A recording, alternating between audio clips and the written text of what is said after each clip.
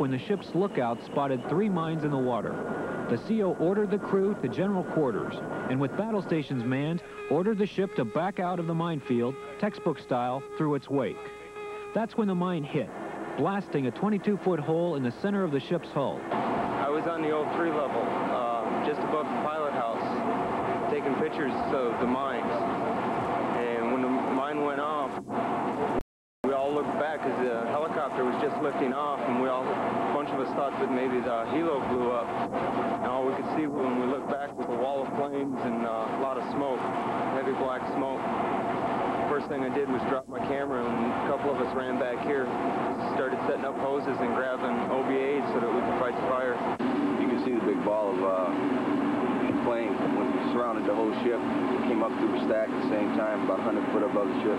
I picked myself off the deck because it just literally just threw me across the room.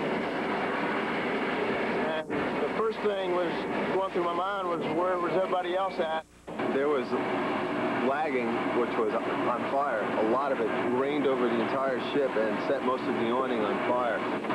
Well, of course, initially everyone was in shock. We couldn't quite believe what we saw, but a few seconds later, the ball was rolling. Hoses were getting flaked out, water was being provided, and plans were being formulated to fight the fire as best we could. Fires raged and seawater poured into the ship at an alarming rate, but flooding near the auxiliary power units was quickly reduced by shoring a damaged bulkhead.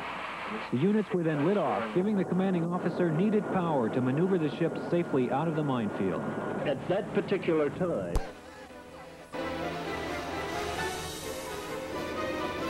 the ship was the performance of the crew. The ship was damaged in the manner that this ship was damaged.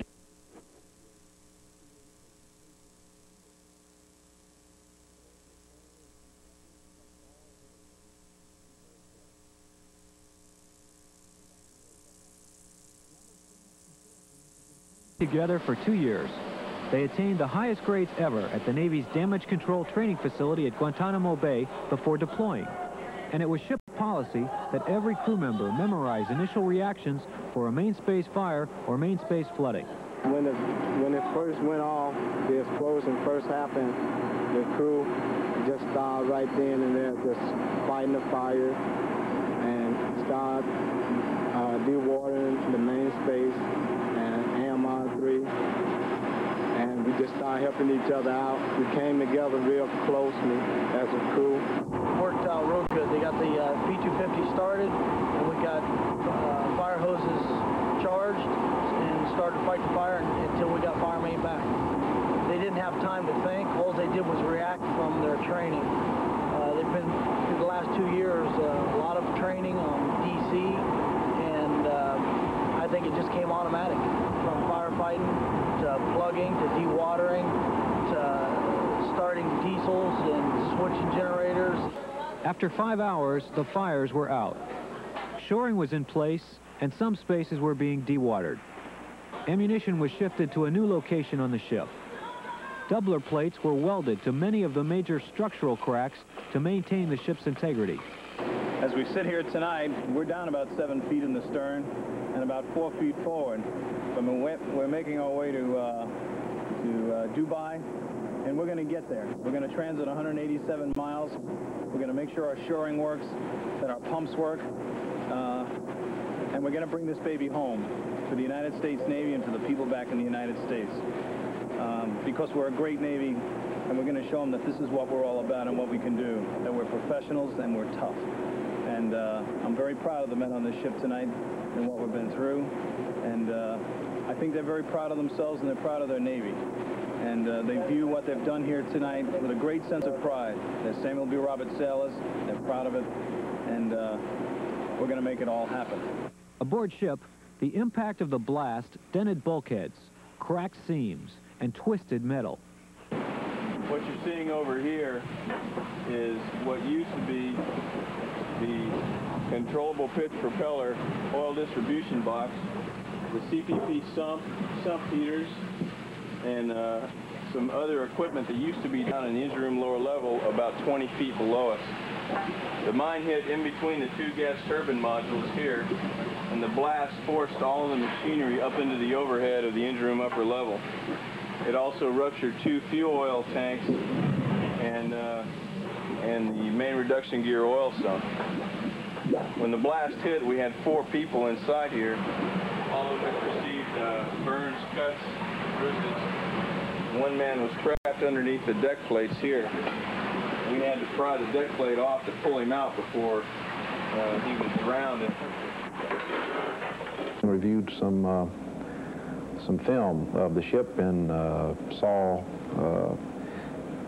display of some of the extent of the damage as well as what the crew did to save the ship. And it was an extraordinary thing to see the effort that they went through and the capability of that crew, how they were well trained, prepared to handle an emergency of this magnitude, and performed very well under pressure and got the ship into safe harbor. And so our hats are off to them for an extraordinary job. It was the actions of the crew in fighting and successfully combating the fire, in taking various damage control measures to shore up weakened bulkheads and decks, and in lashing together areas where the superstructure, for example, had started to crack, that really kept the ship afloat and brought her safely into port.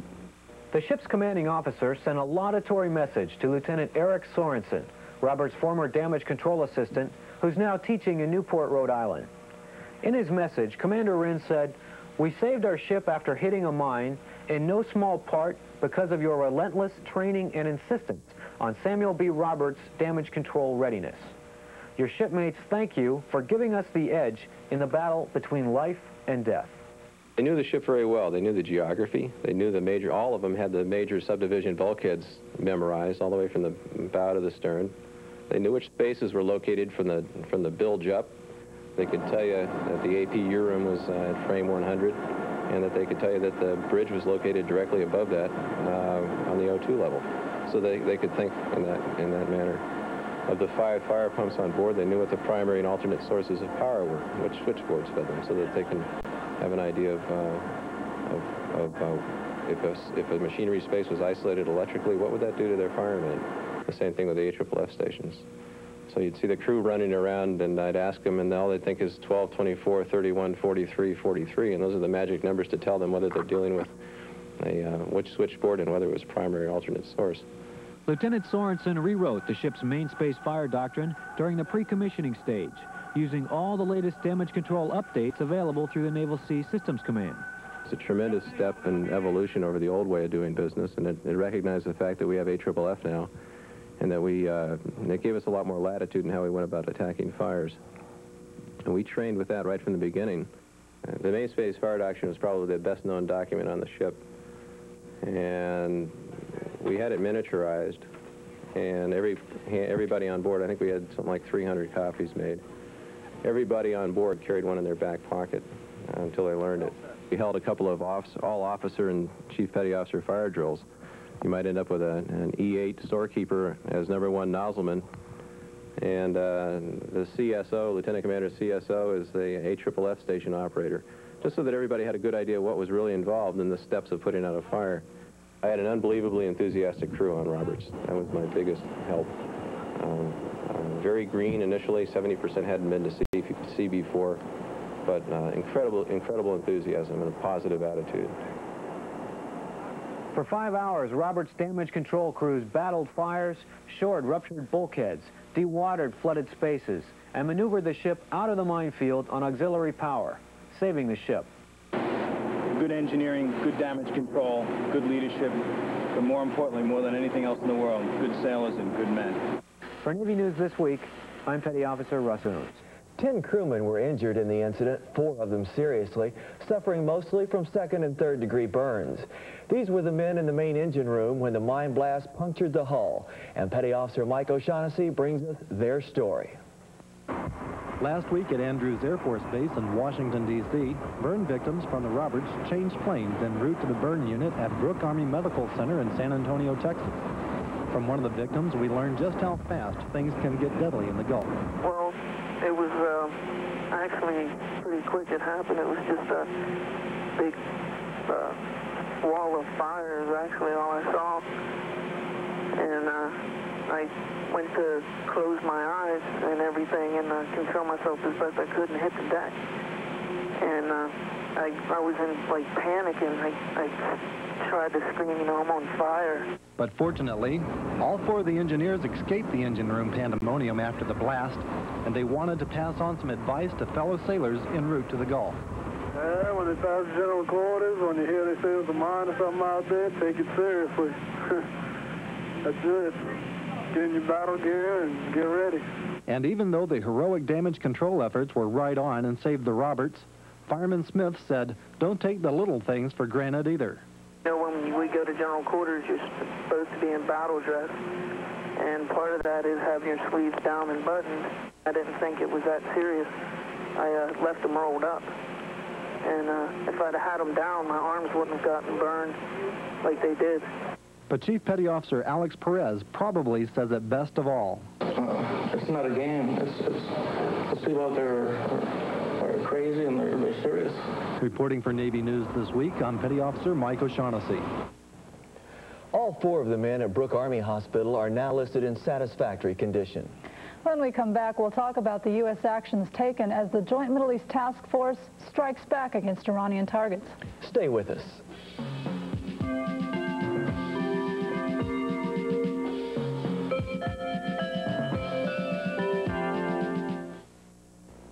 Russian roulette. U.S. military members 26 years of age and younger play it all the time by not wearing seatbelts, by driving for long periods of time or when tired, by driving too fast for road conditions, and by drinking and driving. Each mistake brings you closer to losing the game. If you think you can beat the odds, just pull the trigger. It's your life. Don't gamble with it. I'm Red McDaniel. For 6 years, I didn't vote. I was a prisoner of war in North Vietnam. If you aren't registered to vote, do so. It's not just a right, it's a responsibility. Red McDaniel is a true American hero. Follow his example and cast your vote with pride. You serve your country. Help your country serve you. Remember, voting is not just a right, it's a duty. And your vote counts. Just days after USS Samuel B. Roberts hit the mine, President Reagan ordered U.S. forces to strike back. Petty Officer Chuck Moore has the story. President Reagan ordered defensive action in response to the mining of USS Samuel B. Roberts. On the morning of April 18th, two Iranian oil platforms, Sasan and Siri, were destroyed by naval gunfire and demolitions. They must know that we will protect our ships, and if they threaten us, they'll pay a price. Evacuate the platform immediately. I repeat, evacuate immediately.